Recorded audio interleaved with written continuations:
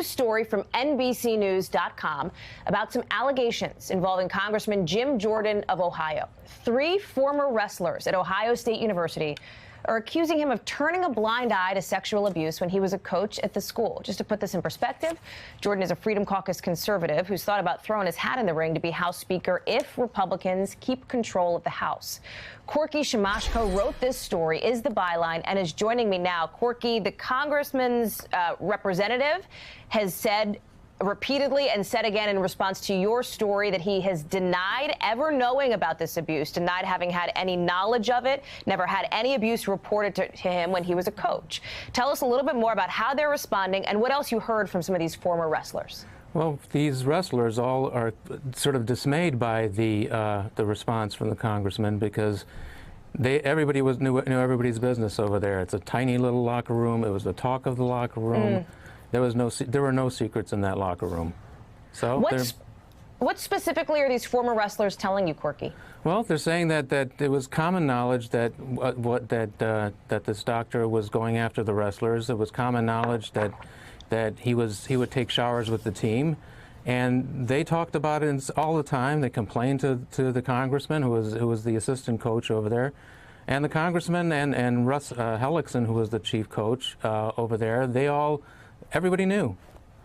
The university announced in April, Ohio State University, that it was investigating accusations that this doctor you just referenced, Richard Strauss, he died in 2005, had abused team members when he was the team doctor in the time period relating from the mid-1970s to the mid-90s. Should note that Jordan was assistant wrestling coach at the university during part of that time, 86 to 94 in that time period.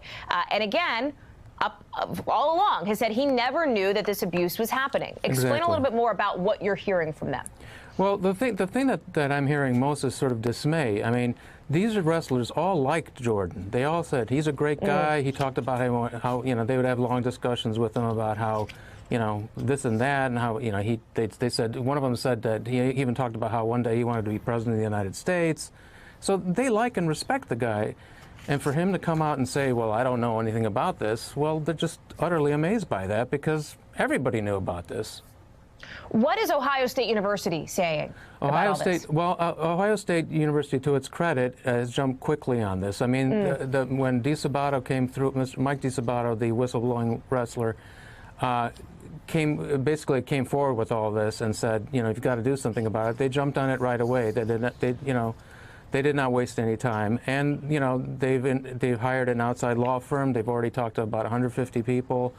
The congressman is on their list of people to be questioned. The congressman's own spokesperson has confirmed as much as well. And is the expectation, of course, that Congressman Jordan would cooperate with that?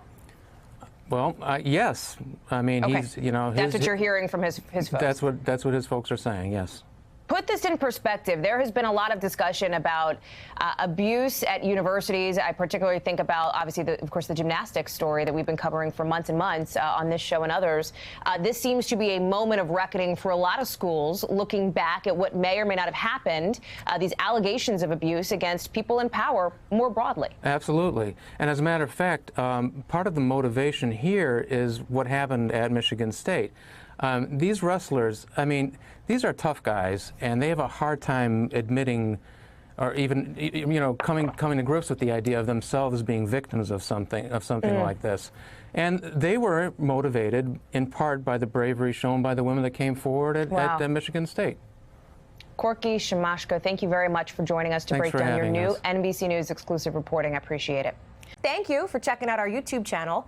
Why don't you subscribe? It's really easy. Just click on that button down there. And for more news from MSNBC, click on any of these videos here for the latest interviews and highlights. You can get more videos from MSNBC with our newsletters. Head over to msnbc.com/newsletters to sign up.